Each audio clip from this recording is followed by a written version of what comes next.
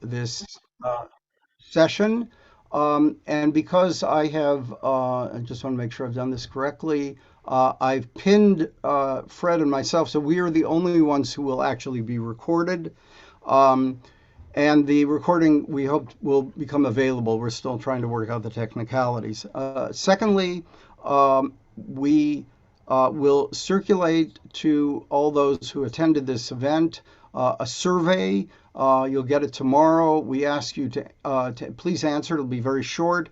It's very important to us as we go forward to get the input of the community. And finally, we will take questions in the chat. I will monitor it, and after my response to Fred at the end of his talk, I will select some of the questions. We probably won't have time for all of the questions. So thank you very much, and I turn this over now to Fred.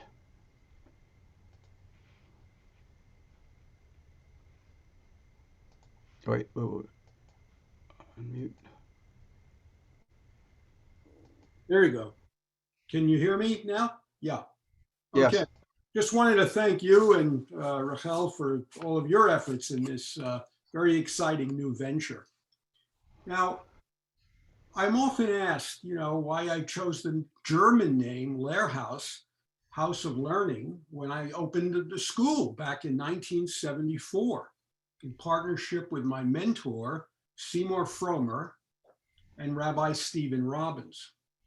As a graduate student at Berkeley, I had discovered a school of that name, just as David just mentioned, founded in Frankfurt in 1920 by the philosopher Franz Rosensweig, a school that had had a revolutionary effect on adult Jewish education. Soon replicated in many other German cities, it was essential to the wide-ranging Jewish renewal throughout the interwar period. I realized that its bold new ideas about teaching and learning, its curriculum of depth and breadth, its inclusiveness, its nurturing spirit, all that could be transplanted in the Bay Area.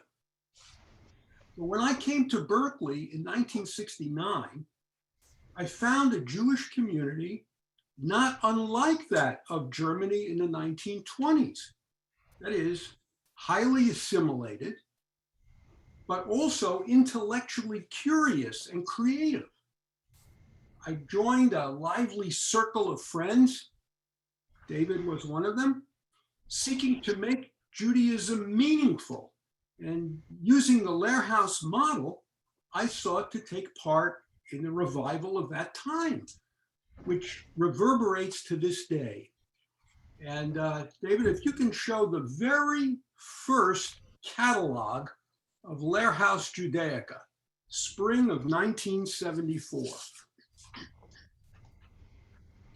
Now, I know it's going to be hard for you to actually read this, but I'll just make a few points. We started with 14 courses, and about half of the instructors were friends of mine in the history department at UC Berkeley, advanced graduate students, most of them doctoral candidates, but they already had some teaching experience because they had been TAs or even instructors or lecturers. And by the way, they were unknown at the time, all of them young people just starting out, and almost every one of them has made a distinguished career in the academic world. I wanted to show you, again, it's hard to see this on this, but we had a wonderful artist teaching Hebrew calligraphy, David Moss. And he went on to become one of Jerusalem's greatest folk artists. Okay, you can remove that image, David, thanks. Now, I just wanted to show you, this is the actual original. And looking at it now, I'm really struck by how primitive and basic it was compared, in today's world of media and glitz. This was one page that had you just saw that had the 14 courses, and then it folds over like this.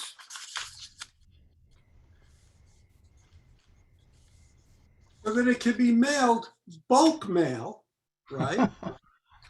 And the other two panels, this is the registration, the prices for registration. And it's $10 if you're a student, $20 if you're not a student. But for that, you can take any number of courses.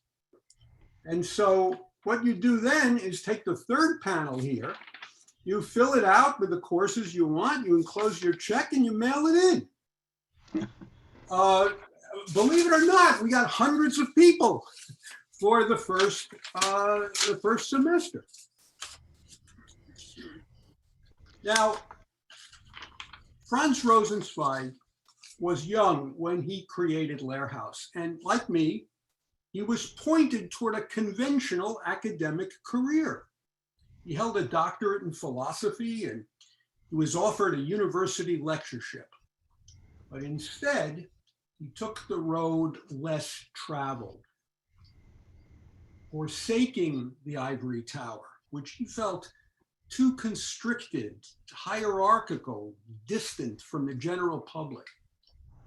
He saw professors walk into a large auditorium, read a lecture in a monotone without looking up, leave without taking any questions, and remain inaccessible the rest of the semester. By coincidence, in the academic year 1968-69, I studied at one of the universities that Rosenzweig had attended around 60 years earlier, Göttingen. I can say the atmosphere he described hadn't changed much. Now, he called his school the Free Jewish Lehrhaus, not meaning free of charge, but rather open to everyone without the requirement of an entrance exam. Neither did he give exams or grades, nor hand out academic credit or degrees. Although he himself was a prolific author and translator, he even felt that scholarly books were not the prime need.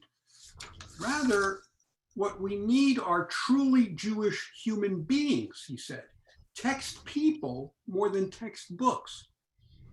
He would achieve that goal by establishing an institution with the purpose of piquing the interest of adults of all ages, engaging them through stimulating courses and lectures. Instead of educating primarily young adults, as the university did, or educating children, as the synagogue did, he felt older participants brought more life experience to the subject. And further, that they would share the knowledge and enthusiasm they gained with the younger people. And he modeled and fostered deep friendships among the students and faculty, thus creating a questioning, caring, ongoing learning community. This has been one of the most satisfying aspects of my own career. Whereas friends of mine who are professors sometimes say, the students seem to be getting younger every year. I have, by contrast, aged along with my students. There are some, indeed, there are many at this event tonight with whom I've learned for nearly 50 years. The broad age range was only one example of the diversity at the Frankfurt Lehrhaus. Among the roughly 1,000 who enrolled each semester were women and men, people of all social classes, newly arrived East European immigrants, and native Germans, Zionists and non-Zionists, and those of every stripe of Judaism. Rosenzweig also warmly invited Christians and Buddhists and engaged them in dialogue. So he departed not only from the university framework, but also from the traditional Beit Midrash dating from ancient times, which is almost exclusively comprised of learned, religiously observant Jewish men studying rabbinics. He was proud, actually, that 2/3 of his faculty would not have been allowed to teach at a Beit Midrash. For Rosensweig sought a road back from assimilation, but not to the often cloistered Jewish mindset of centuries past. He felt at home with much of modern German culture. He was enamored with Bach and Beethoven. His best known work of theology includes a lengthy excerpt from Goethe's Faust. As one historian has put it, Lehrhaus for Rosensweig was a window into traditional Judaism, but never a door through which Western civilization would be left behind. He especially sought to bring upper middle class Jews like himself, who had been educated in everything but Judaica, bring them back home to Judaism, much like retrieving a priceless possession. Many were proud of being Jewish, he could see that. It's just that they didn't know very much about it. He was struck by the hypocrisy of his parents' generation, who gave their children an inadequate Jewish education, leading up to a bar mitzvah in which they recited a Torah portion they had memorized but didn't understand. I think many of us growing up in America in the 1950s and 60s also had that kind of hollow experience, which has been likened to a vaccination. Short, a bit painful, administered by experts with arcane knowledge, to a child who remains passive. That was my Jewish education growing up in Queens, New York. I learned to chant my bar mitzvah parsha, the meaning of which was never explained to me. I learned it from a phonograph record. Now, Rosenzweig was so repulsed by his parents being Jewish in name only, amidst a thoroughly Gentile environment, that at age 27, he decided it would be more honest to convert to Christianity, which had always attracted him. His overbearing mother was shocked by the impending apostasy of her only child. Let's look at some photos of the young Rosensweig. You put up image number 1, please.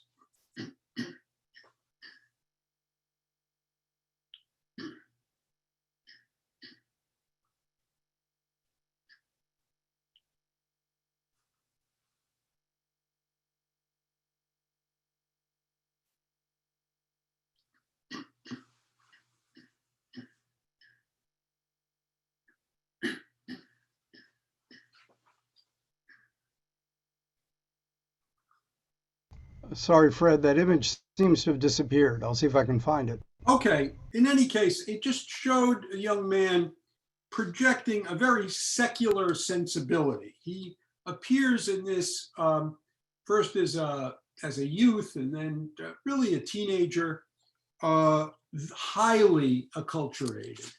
And maybe we'll have a chance to see that a little later in the talk.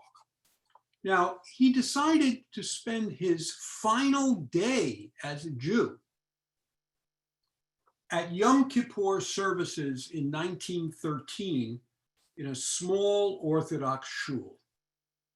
And there, as is well known, he experienced a kind of epiphany. And later, after much deliberation with his closest friends, including a cousin who had converted to Christianity, Rosensweig, oh, there it is. There you see the young Rosensweig. Thanks, David. You see, he's projecting an image of upper class, well-educated German on the left, not too different from others in that category. Was little, little Jewish sensibility in him at that point. And then at the right, you have him even younger with that German schoolboy cap that was so common throughout the country.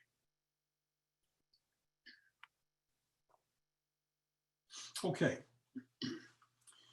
So after this epiphany,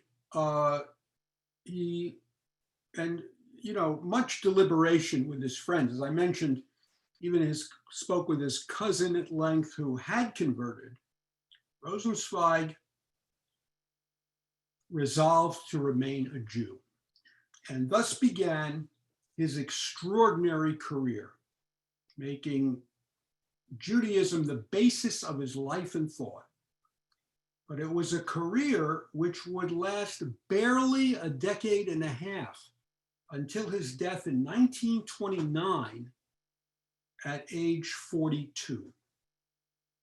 Now, the year after his momentous affirmation of Judaism, World War I broke out, and he served in the Kaiser's army, as so many young German Jews did, and was sent to the Eastern Front. This did not slow him down. It's remarkable. He began writing his magnum opus, the path-breaking theological tract, Star of Redemption, on army postcards that he mailed back to his mother for her to transcribe.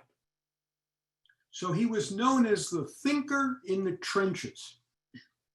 He once wrote home that he feared an enemy attack, not because of the prospect of injury or death, but only because it might distract and delay him from finishing his manuscript. Now, while in uniform, this thoroughly German Jew encountered Yiddish-speaking Jews in Warsaw and Svardim in the Balkans, and was enthralled with their fervent praying, their folk songs, and traditional dress. He famously declared, "Nothing Jewish is alien to me." His mother was again shocked at her son, for she had long dismissed the East European Jews as backward fanatics. So Rosenzweig was first even less Jewish than his acculturated parents. As I say, he was on the brink of abandoning Judaism altogether, but then later more Jewish than them. And this is another pattern we've often seen in post-war America. He didn't use the expression, but perhaps the Yiddish term, das Pintele Yid, best captures the conviction of this near convert that every Jew, regardless how assimilated, carries within a Jewish spark that in unexpected ways can grow into a flame. Now, after he returned from the army, with full belief in the God of the Hebrew Bible and revelation at Sinai, he would try to live as an Orthodox Jew. But he rejected observance based on habit or obligation. For him, Jewish practice had to result from sincere desire of the individual. It could be a gradual process. When asked if he performed a particular mitzvah, he often refrained from a yes or no answer, and he replied, "Not yet." This formulation has ever since been a source of comfort and guidance for Jews seeking a road back. Now, regarding that reentry, he knew that the magnificent mansion of Jewish civilization held a great variety of portals and rooms. So the extent of the Lehrhaus catalog, roughly 60 courses a year, was all-encompassing, encyclopedic, as he put it. Rosensweig strongly felt that grappling with the classical texts, especially in the original, was the highest form of Jewish learning. He himself taught biblical Hebrew at Lehrhaus.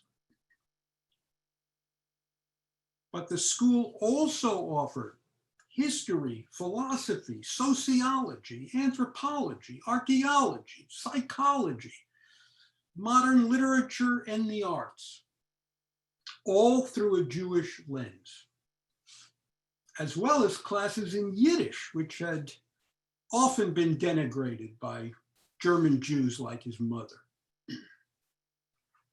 Rosenzweig himself rarely spoke out on the acute political or social conflicts raging in Germany in the 1920s, but his school offered courses in current events. And one can imagine what was discussed in those classes in the turbulent Weimar Republic. By the way, the Jewish Renaissance that Rosenzweig helped initiate, that continued well after Hitler came to power. And Jewish knowledge gained through Lehrhaus gave many in the persecuted community solidarity and self-respect, even in the face of Nazi demonization. Now, the Frankfurt Lehrhaus was studded with luminaries. David, if you can put up image 2.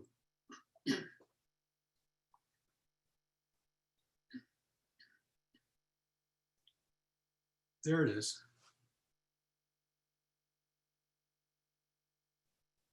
Let's see if we can get it. Okay. This is an iconic photo of Rosenzweig around the time he began the school. Maybe, is there a way, maybe we could, the bottom part of that picture, it's just a little, that's it, right. So there he is, just around the time he started the school, around the age of 30.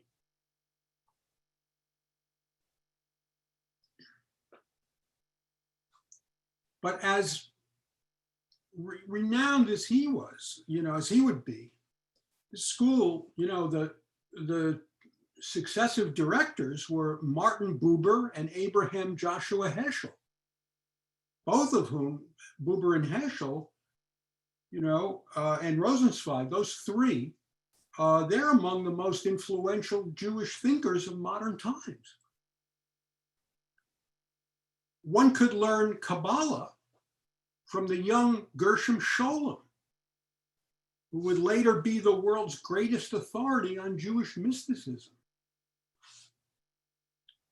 There was philosophy with Erich Fromm. You could learn painting with Marc Chagall. Modern Hebrew literature with the future Nobel laureate, S.Y. Agnon. Among several women on the faculty was Bertha Pappenheim, a leading Central European feminist and champion of women's rights within Judaism. But Rosenzweig was even prouder of those teachers who were not internationally known specialists steeped in Jewish learning from childhood. No, he felt it was even more important that he had on his faculty those who had mastered the material themselves in later life, often as Lehrhaus students.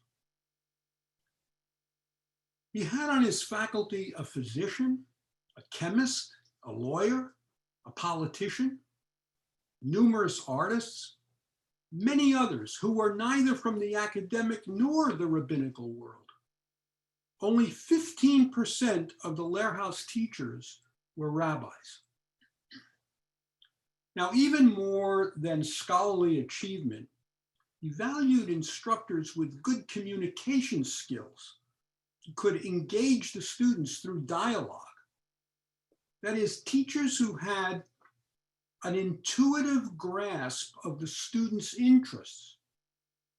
He rejected the notion of the teacher pouring information into the heads of the students like a funnel. Rather, his image of the teacher was that of a pump, stimulating and drawing forth the precious waters already there. Now, to be sure, Rosensweig was not pleased by every faculty member. One of them, the chemist and philosopher Edward Strauss, enjoyed a large, enthusiastic following, but Rosensweig felt he was too much the platform showman, that is, sensationalizing the material with a flamboyant style. And he compared Strauss to an evangelical preacher. Because for Rosensweig, the instructor was not to create a cult of personality, but rather to be on an equal plane with the student. The most important thing I've learned from Rosensweig is this method of learning, dialogue. He wanted people to freely seek their Jewish identity and maintain that the questions were more important than the answers. He strongly encouraged the students and teachers to frequently exchange places in the classroom. Teacher was not to come into class with an unbending lesson plan, nor know in advance where the discussion would lead. Martin Buber was especially suited for this model. And let's see image number 3. This is Buber. Yeah, if we can just raise that up a little bit.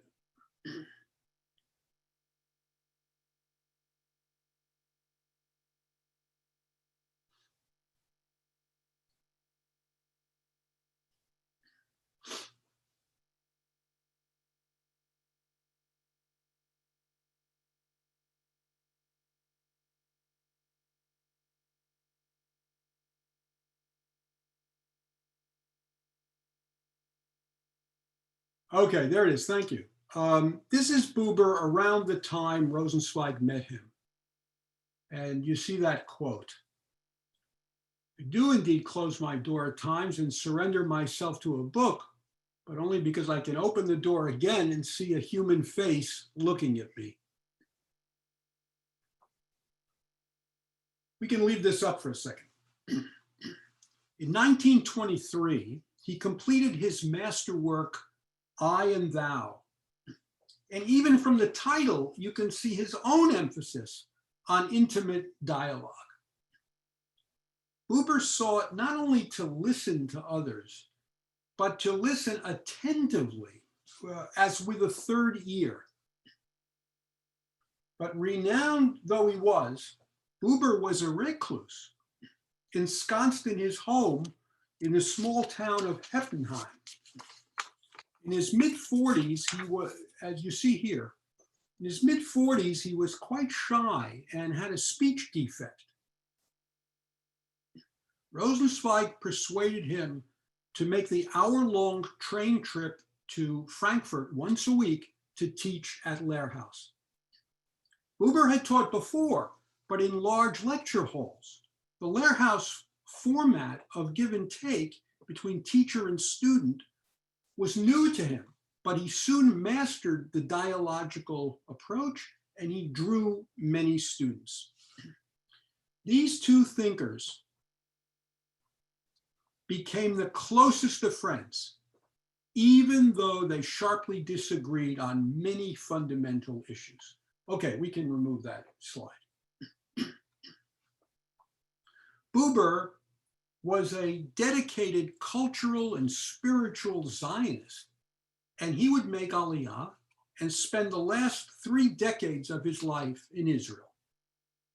Rosenzweig was a non-Zionist, and committed to the Jewish revival in Germany, which of course would be crushed in the looming catastrophe that he did not live to see.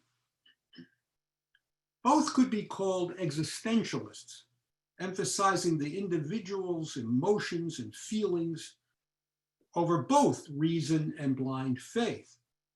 But while Buber immersed himself in Jewish mysticism and he valued Zen Buddhism, Rosenzweig did not. They differed too on Jewish law. Whereas Rosenzweig had the goal of embracing all of Halakha, Buber felt bound by none of it, thinking that the commandments could impede an individual's direct relationship with God. Yet they could playfully tease each other, even about this. Abraham Joshua Heschel often related this anecdote told to him by a member of the Lehrhaus inner circle. When the Rosensweig family and their guests sat down to a beautiful Shabbat dinner, the phone would sometimes ring. Rosenzweig would say, "Don't answer, it's Buber. He knows I'm Shomer Shabbos. He's calling to remind me he isn't." Now, in 1923, they embarked together on a monumental project, a translation of the entire Hebrew Bible into German. At that time, the native or secondary language of over 1 million Jews throughout Central Europe. Buber was wary of undertaking such a daunting task, but he agreed on the condition that Rosenzweig would be his collaborator. It's telling that in describing this epic project, Rosenzweig did not use the standard verb for translate in German, that's übersetzen. Instead, he used the word verdeutschen, literally to render into German, but that word has the echo of the Yiddish verteichen. He wanted Jews to read the Hebrew Bible, not the way Luther had translated it with Christian overtones, but rather in a kind of German with a Jewish soul. Buber would later say that this effort was the hardest thing he ever did in his life. He worked on it every single day for almost 40 years, even on vacations, much to his wife's displeasure, until it was completed in 1961. Sometimes the two thinkers deliberated for weeks over a single word. Working so much together in Rosenzweig's home, his 7-year-old son believed that his father and Uncle Buber, as he called him, were not translating the Bible, but actually writing the Bible. Their ambitious joint venture exemplified the collegiality, the collaboration often found at Lehrhaus. Now, of course, there were also personality conflicts among the faculty, disputes over Jewish observance among the school's top administrators. How could it be otherwise in Jewish organization? But Rosenzweig's friendship with Buber showed how learning and humanity were intertwined. Now, for all it accomplished, the school flourished only through 1926. It would exist for most of the period until 1938, when it was closed by the Nazis, but never with the same vitality as the first 6 years. One reason was lack of funds. The economy of the Weimar Republic was one of boom and bust, including runaway inflation in that critical year of 1923. Still, Rosenzweig bewailed the fact that those Jews who did have the means donated a pittance towards Jewish education, but were much more generous when it came to benevolent societies, Jewish hospitals, recreational and cultural centers. He strongly urged them to elevate the profession of the Jewish teacher. Not necessarily university professors focused on research and used to a different mode of instruction. Not necessarily congregational rabbis, often preoccupied with other duties. But he meant an occupation unto itself, the Jewish teacher, with the respect and remuneration that is deserved. But with a few notable exceptions, he could not shift the priorities of the community's leaders, whom he sometimes ridiculed for their bourgeois attitudes and lavish lifestyle. He called them the crêpe de chine, the silk fabric set. But there was an even more important reason for the institution's decline. It was that Rosensweig contracted ALS, known today as Lou Gehrig's disease, as early as 1922. Can we see that next, that image number 4?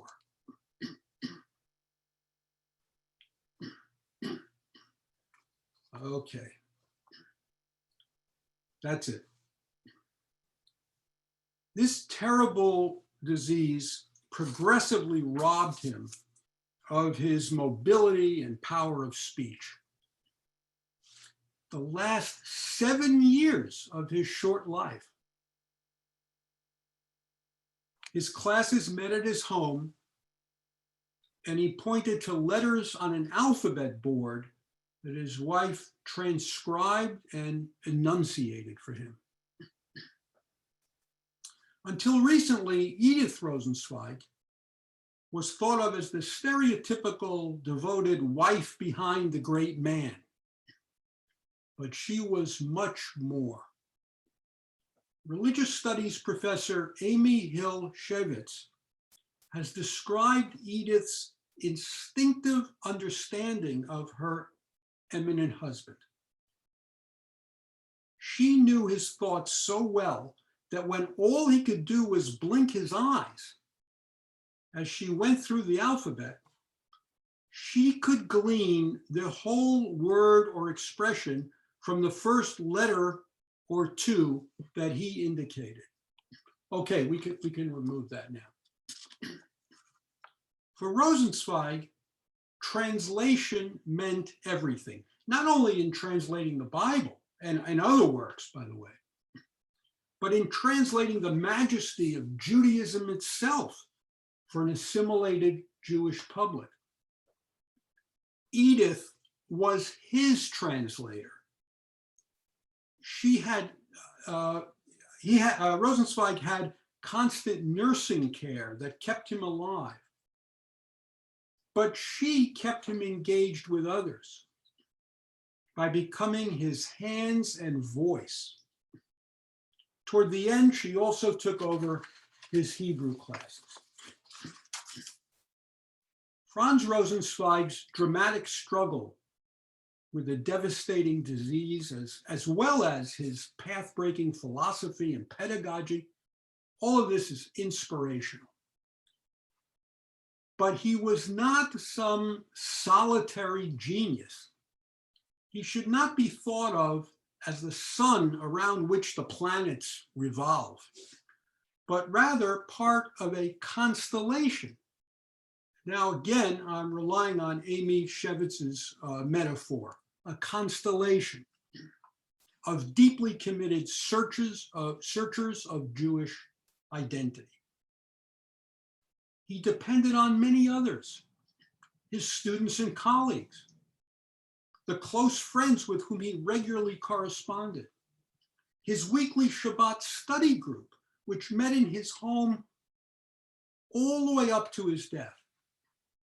The philanthropists who did support him, and of course, his wife and Martin Buber. He also had a muse who exerted an enormous influence on his work, Margrethe Rosenstock-Huessy, a highly gifted Christian theologian who was the wife of his cousin, mentor, and close friend, the social philosopher Eugen Rosenstock-Huessy. Rosenzweig and Gritli, as he affectionately called Margrethe. By the way, Gritli sounds better as an endearment in German than it does in English. Anyway, he and Gritli exchanged about 3,000 letters on religion and much more during most of his career. They wrote each other on an average of every other day. Only in recent decades, with the publication of the vast trove of Rosenzweig's letters to Margrethe, have scholars confirmed that these two soulmates had an adulterous relationship for a couple of years.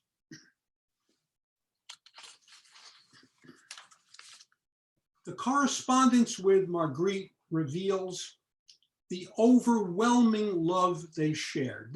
It wouldn't be fair to call this an affair or call her a mistress or something. It was much, much more than that and deeper than that. But of course, they deeply hurt Eugen Rosenstock-Huessy, Edith, and not least of all, Rosenzweig's mother, a very straight-laced matron who had come of age in the 1880s and who was appalled at her son's behavior. Margrethe's vital role in his life and thought, and like his wife's Edith's role, this has not yet been given its due. It's a prime example of how women's history has been hidden. So even as we mark Rosenzweig's immense contribution to Jewish life and learning, we must also recognize that he was no model of righteousness, especially within the context of traditional Judaism. He was rather a full human being with all the complexity that entails. He could be domineering and stubborn at times. David Beale, in his recent biography of the strong-willed Gershom Scholem, points out that each man found the other insufferable. Yet Scholem and Rosenzweig also found each other brilliant and a fount of invaluable insights. Brainstorming, even with people you disliked, was part of the Lehrhaus ethos. Rosenzweig even continued his highly productive Jewish-Christian dialogue with Margrethe's husband, Eugen, who had converted to Protestantism. It seemed that nothing could stand in the way of a fruitful philosophical exchange. Now, beyond this internal sharing of ideas, the school was part of a remarkable synergy among cultural and educational organizations throughout Germany. As I've mentioned, a Jewish Renaissance flowering in the 2 decades leading up to the Shoah. Lehrhaus showed how learning and community building went hand in hand. Now tonight, we herald the birth of new Lehrhaus, returning to the basic educational principles that took root a century ago in Frankfurt and almost half a century ago in Berkeley.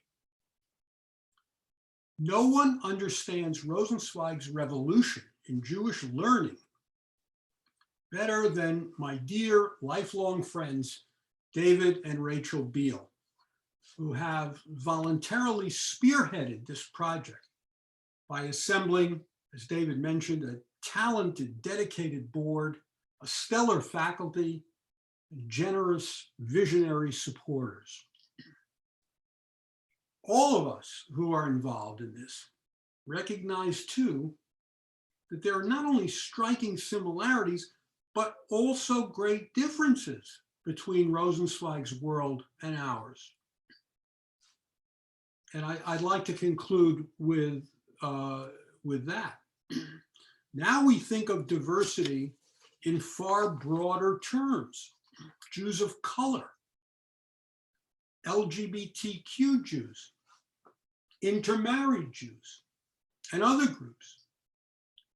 We live after the Holocaust and the creation of the State of Israel. He died well before both of those cataclysmic events, which are so fundamental to our Jewish identity. And we have assets that were lacking in the original Lehrhaus of the early 1920s. Our community is more numerous and far wealthier than that of Weimar Germany, and with a much stronger tradition of individual philanthropy. We're also more confident and assertive. Think of the campaign we waged in the Bay Area on behalf of Soviet Jewry. There's no analog to that in the Weimar Republic. And of course, we have powerful educational tools that Rosensweig could not have imagined, not least of all distance learning on Zoom. Yet, despite those differences, I believe there is a timeless quality to what the sage of Frankfurt put in motion. I'm going to end with a quote in which he described his vision of Lehrhaus. This was written in 1920, just a few months before he opened the school. I believe this is very resonant today. He wrote, "Teachers and students will appear who will prove by the very fact of their coming to the discussion room that the Jewish human being is alive in them. Let them find out if such a thing exists. It depends on their power to wish, their urge to question, their courage to doubt. Let them come." Thank you.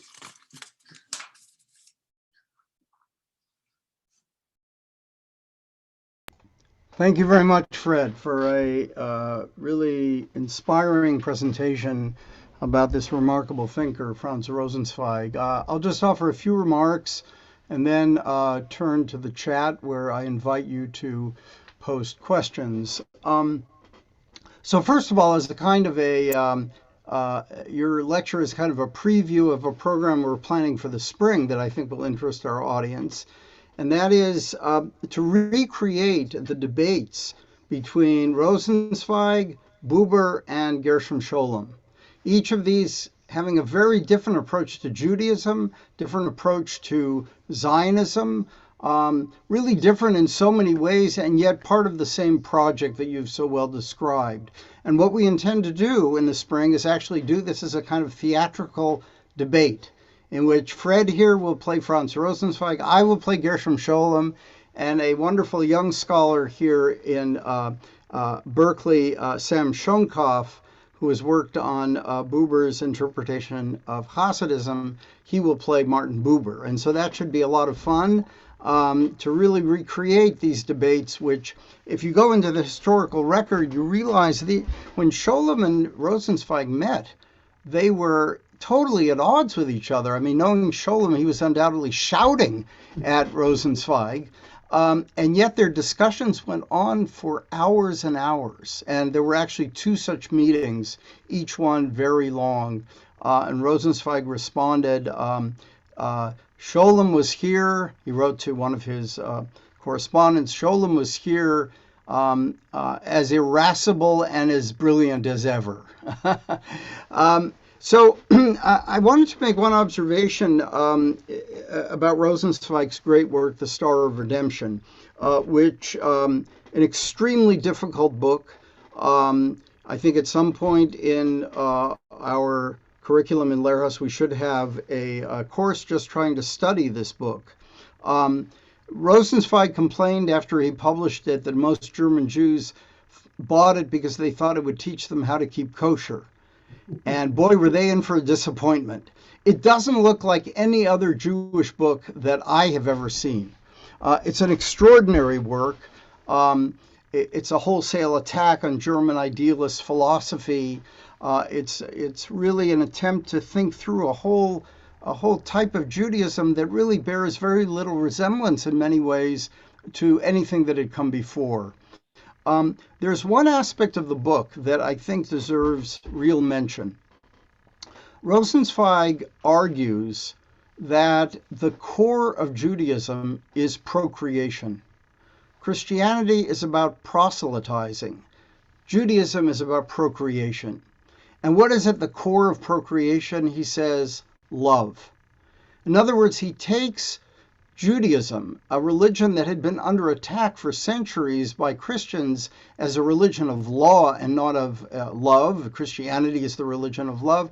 And he takes back that definition. He says, no, Judaism is the religion of love.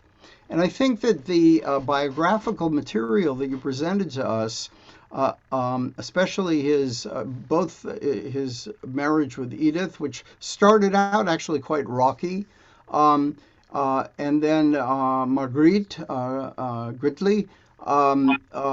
This relationship, which really reaches its kind of climax, if I can use that word, in 1918, at exactly the time when Rosenzweig is really putting together the main part of the Star of Redemption. So we have there a personal, biographical, the passions of the man are now spilled onto the page of his philosophy in terms of a philosophy of love, and I think it's quite a striking thing about the book. Just a word about your conclusion, which I think is very thought provoking. The question of how are we like and how are we different from the German Jews of the 1920s and 30s. You're certainly right that we are a very acculturated community here, a very educated, as were the German Jews. But I think that there is a real fundamental difference. We are much more confident in our Judaism, regardless of what it might be. Whereas in the case of Rosenzweig and others like Scholem and Buber, they really, I don't want to say they were defensive, but they were fighting against a tide among the German Jews and in Germany itself, a rising tide of anti-Semitism, of exclusion of Jews. That's something we don't face, certainly not to the same degree that they did. And so I think that I think we need to give a lot of thought as we go forward with New Lehrhaus in thinking about what is it that our community needs. We don't need exactly what the German Jews, the Frankfurt Jews did in 1920. We need other things. You pointed out some of them for sure, the greater diversity of our community. The German Jews were not particularly diverse, although there were Ostjuden, Jews from the East, who were seen as very different. But our diversity is much greater.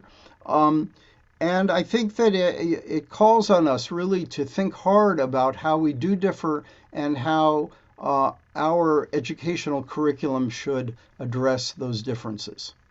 So, if you'd like to respond a bit, then we can then turn to some questions.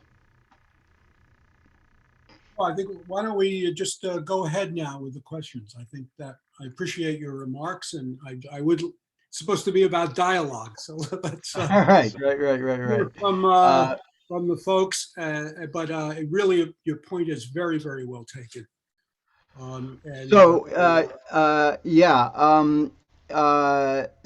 we have somebody here who's just finished a 3.5-year word-for-word reading of The Star with Two Friends, and would love to be involved in another group reading. And that's Amy Shevitz, who is, of course, a scholar of Rosenzweig, and very pleased to welcome her to this lecture. And yeah, it would be wonderful to bring together scholars of Rosenzweig, but in the context of the dialogue with the community, that it's really trying to understand this extraordinarily difficult work, which really, I think, bears a lot of fruit. So, Let me just add that I'm really glad that Professor Shevitz could join us tonight. I didn't know she was going to be able to attend. Her work is really path-breaking. I quoted her twice because she's really the one who is focusing attention on the three strong women who were so important in Rosenzweig's life, right? His wife, Edith, right? His soulmate, Marguerite, and his mother, Adele. And until the last couple of decades, there's been so little about them. If you read the biography of Rosenzweig that Nachum Glatzer wrote, after the war, they're barely touched upon, these women. And I think that's a very important part of the story. And I'm eagerly awaiting the publication of Amy's book. so Amy does offer some corrections to Okay. your Okay. lecture, which I might as well share Yeah, sure, at this please. time. And that is that, in fact, the myth of Rosenzweig, Yom Kippur, suddenly realizing that he has to remain a Jew, also bleibe ich Jude.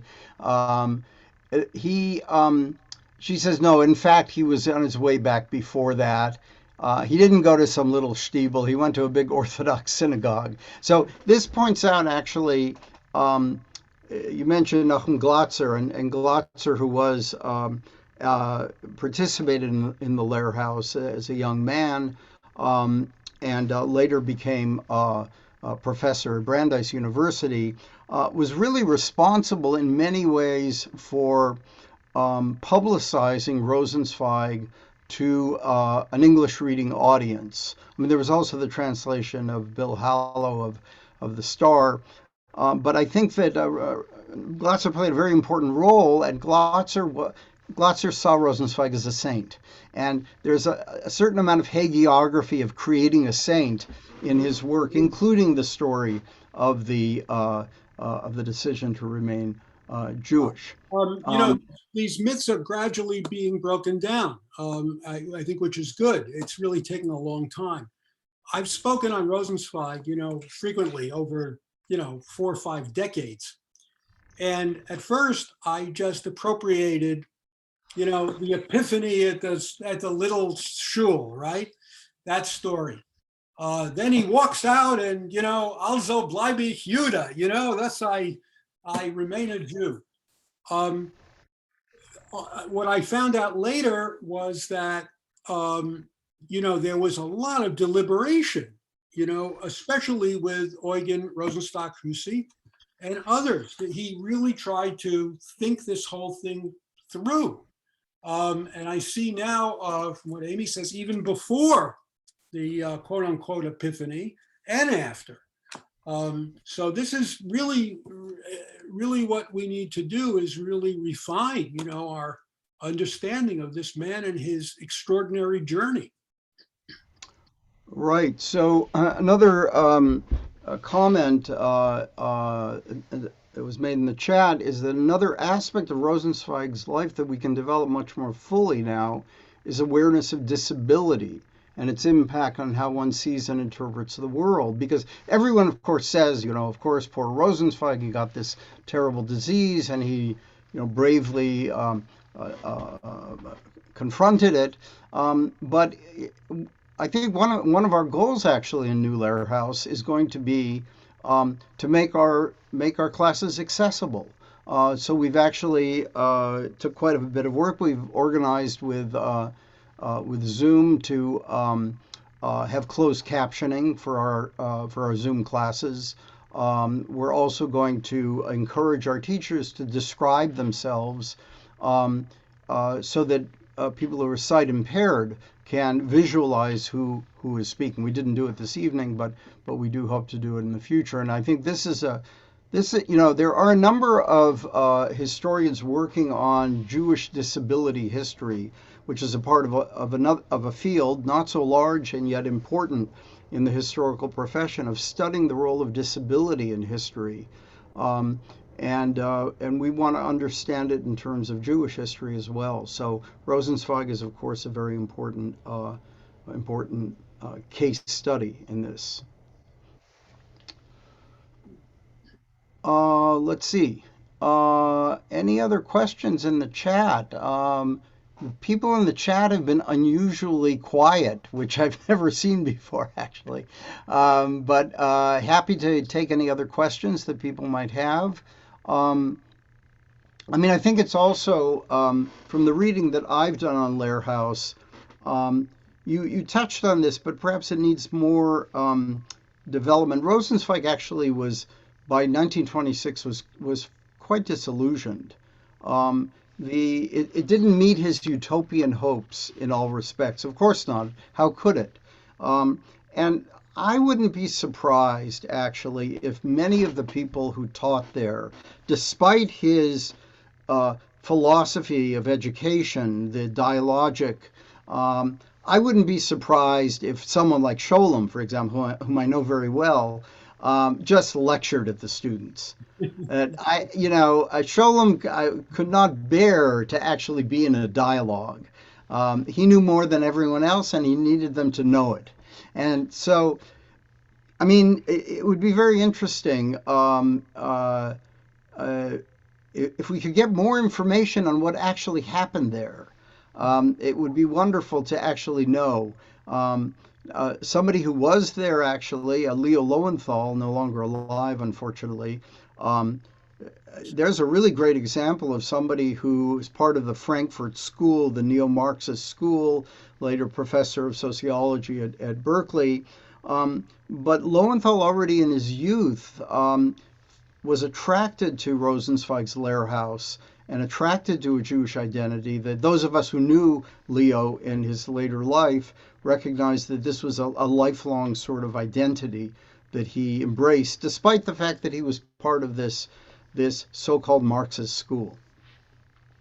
So yeah, it would be really interesting to learn a lot more about what actually happened there in the classes.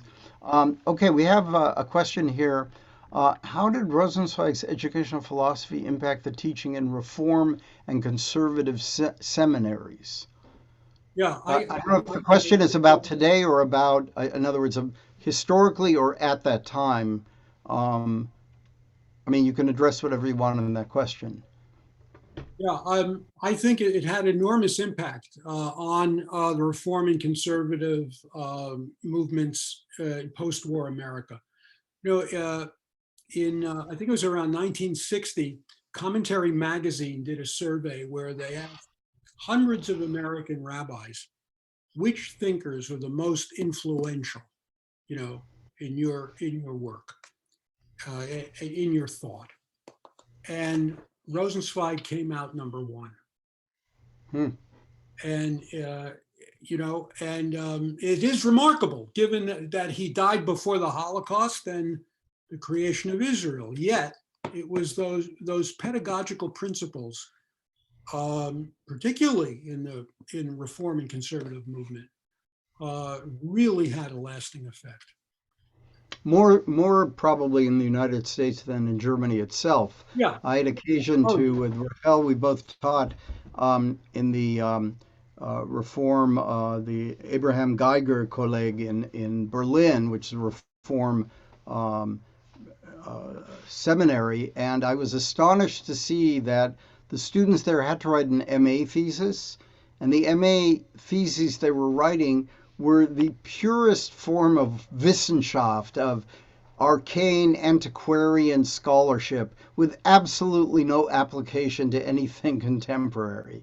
So, the old sort of German habits hung on, and Rosenzweig's legacy, I think, is much more to be found. I think you're right, probably here in this country. Now, a question would be, how many of the people who ranked Rosensweig at the top actually read the Star of Redemption? That would, No, I'd be very willing to, few. I, Right. The Star of Redemption, I think you used the word a difficult work. It's impenetrable. I think even Scholem had a problem with it. It's very, very difficult. And, sometimes it's said about the Star, Rosensweig gives you an offer you can't understand. But but getting back to Germany, I would have a bit of amendment to what you said. In recent decades in Germany, actually been a Rosenzweig revival. And there are schools, even called Lehrhaus, in a number of German cities. And so that country is going through many, many changes in terms of Jewish identity. And I would say there wasn't much, in the immediate post-war decades, but now it's quite different. And also, with the world getting smaller, they're very influenced by what's going on in the United States, obviously. And so you actually do have that revival even in Germany. So we have a question here about your about the sort of zeitgeist in Berkeley in the 70s that you think may have contributed towards the your initiative in creating Lehrhaus Judaica. Yes, very much so, very much. I was deeply involved in a group of about 30 very, very close friends, David and Racheli among them. And we were, not to oversimplify, but pretty much we could call it that we were socialist Zionists. About half the group, I think, made Aliyah. And it was clear that everyone was in that group was searching for meaning, for Jewish meaning. Some came from very assimilated backgrounds like myself, others from more religious backgrounds. But this was a period, between the Six-Day War and the Yom Kippur War. It was a very heady time in many respects. And we put out a newspaper, a quarterly, a journal. We entitled it The Jewish Radical. And I wrote a 3-part series in the Jewish Radical on the Lehrhaus. And this was before the school came into existence. And I was so encouraged by my friends in that regard. It really gave me a big boost. It gave me a sense that I was on the right track with this. And, just another word about this period. I mean, think of what came out of it. We're talking about, the Lehrhaus Judaica, 1974. The first Jewish film festival in the United States was founded by Deborah Kaufman and Janice Plotkin right around that time. Also, right around that time was the beginning of the Yiddish Book Center in Berkeley. It later transferred to Massachusetts, but it started in Berkeley. There was all of that excitement too around the Magnus Museum, which had been founded in the 1960s. And that's where I met Seymour Fromer, who would be my mentor and later my closest friend. He passed away in 2009. They were also delving into Western Jewish history, the American West.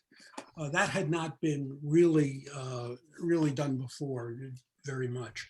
And it was a period of such, I thought, innovation, creativity.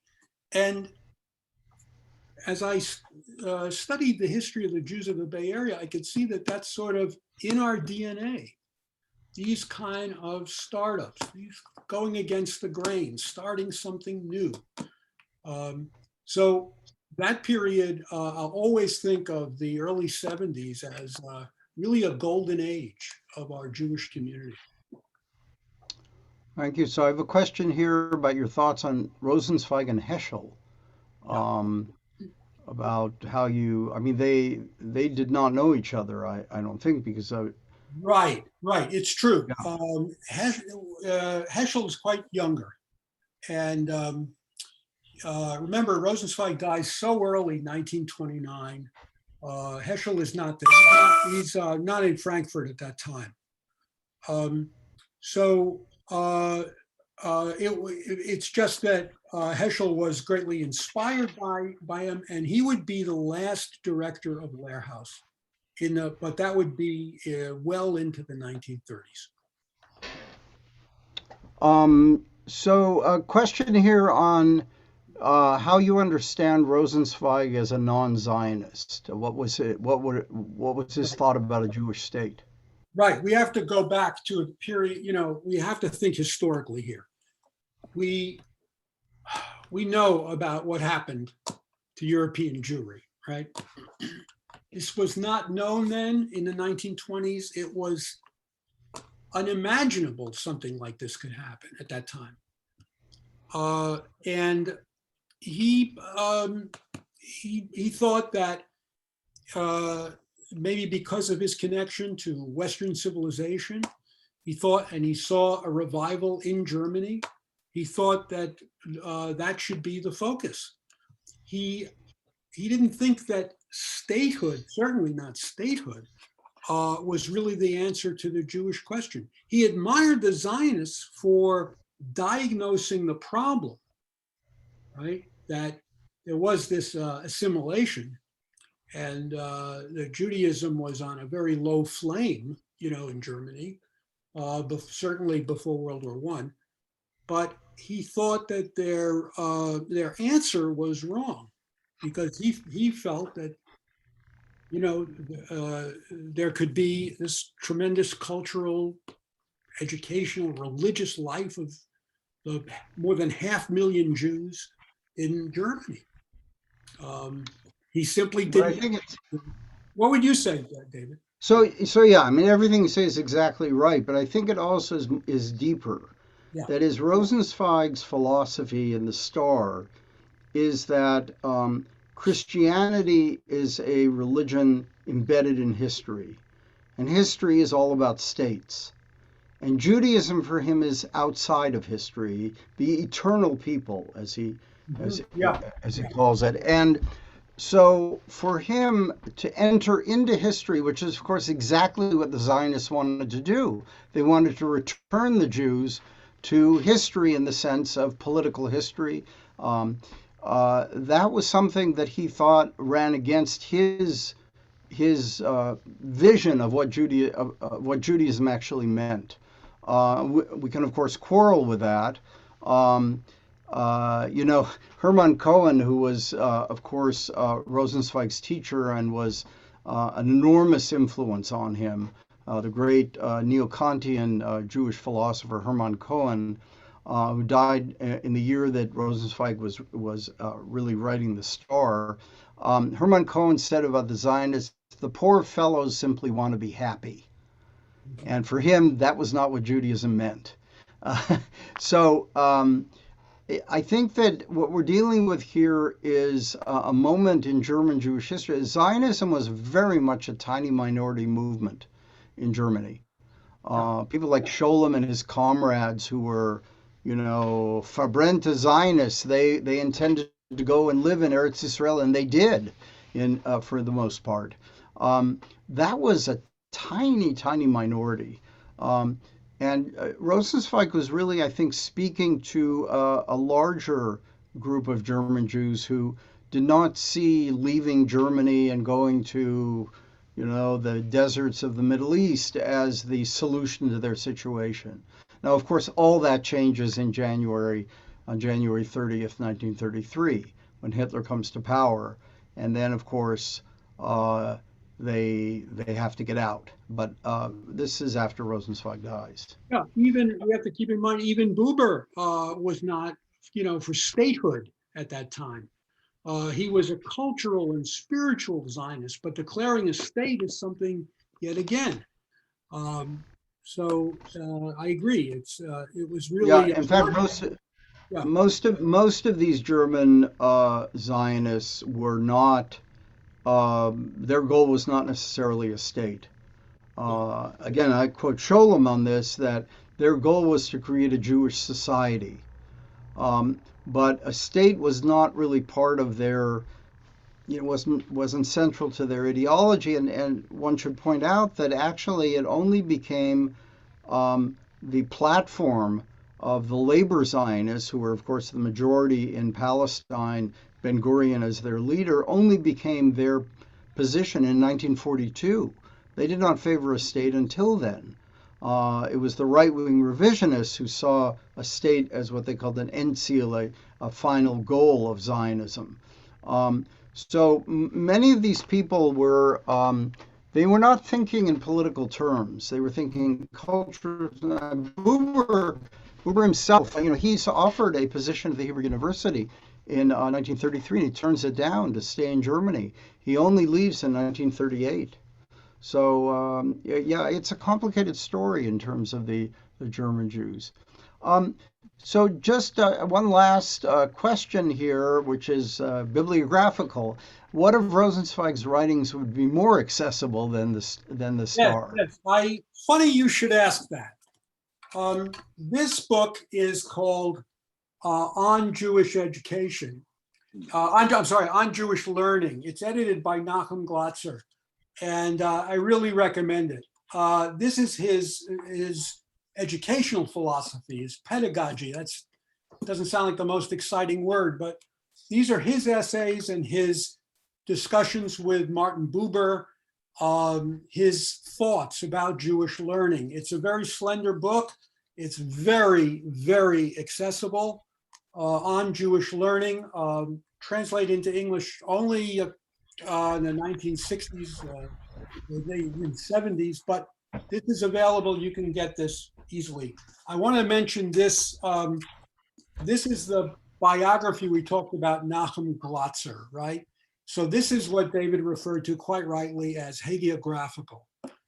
But it does describe his life and beginnings of Lehrhaus, and it has many essays by Rosensweig in the back of the book. So Nachum Glatzer's Franz Rosenzweig is very accessible, right? And we Um, will all have to wait for Amy Shevitz's book. No pressure, Amy, but you've got a big audience here waiting to learn more about Franz Rosenzweig. Okay, I think our time is up. I want to thank all of you again for attending. And please do check out the rest of our courses on newlehrhaus.org. And we look forward to seeing you this semester and semesters in the future. Bye Thanks. bye. Good night, folks. Thank you.